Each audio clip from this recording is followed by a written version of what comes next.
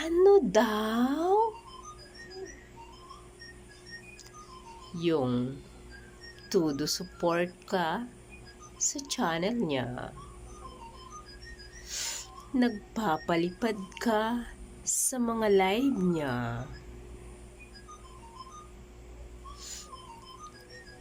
Tapos, pinapadalhan mo pa siya ng pera kasi nanghihingi siya. Nagbibigay ka rin ng pera para sa mga pabahay nila. So, sinusuportahan mo ang mga project nila.